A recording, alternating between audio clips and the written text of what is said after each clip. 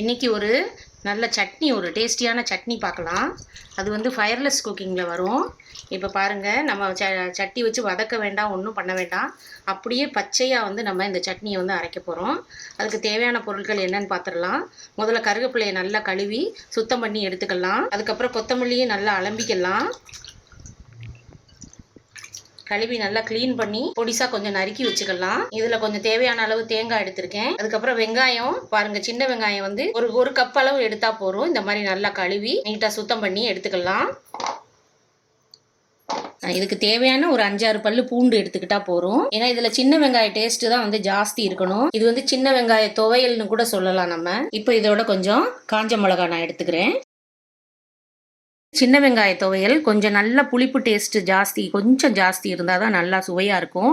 அதனால புளியை வந்து நீங்கள் கொஞ்சம் கூடுதலாக இந்த அளவு வச்சுக்கிடுங்க. இதுக்கு தேவையான அளவு சுவைக்கு ஏற்ற மாதிரி நீங்கள் உப்பு சேர்த்துக்கிடுங்க. அதுக்கப்புறம் எல்லா சுவையும் நல்லா பேலன்ஸ் ஆகி இன்னும் நல்லா டேஸ்ட்டாக இருக்கிறதுக்கு ஒரு 1/2 ஸ்பூன் வெல்லம் எடுத்திருக்கேன், வெள்ளை பவுடர். நீங்கள் வெள்ளை கட்டி கூட எடுத்துக்கலாம், ஒரு சின்ன துண்டு வெள்ளை கட்டி எடுத்துக்கோங்க. இப்போ இதை எல்லாத்தையும் மிக்சியில் போட்டு நல்லா கொரன்னு அடைச்சிக்கலாம். இந்த கொரன்னு வர்றதுக்கு இந்த கருவேப்பிலை, வெங்காயம், காஞ்ச மிளகாய், இந்த சாமான் எல்லாத்தையும் நீங்க ஃபர்ஸ்ட் முதல்ல அரைச்சிக்கிறணும். அதுக்கப்புறம் இந்த தேங்காயை போட்டு கொரப்பா அரைச்சிட்டீங்கன்னா உங்க சட்னி வந்து ரெடி ஆயிடும். இப்போ நம்ம அரைச்சிடலாம்.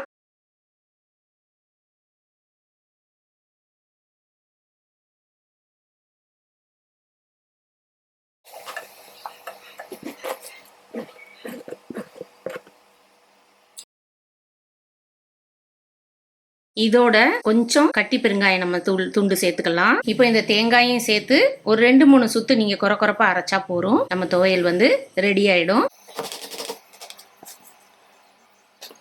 பாருங்க, இந்த துவையல் வந்து இது கெட்டியா, ரொம்ப கெட்டியாகவும் இல்லாம ரொம்ப தண்ணியாகவும் இல்லாம கொரப்பா இந்த பதத்துல இருக்கணும்.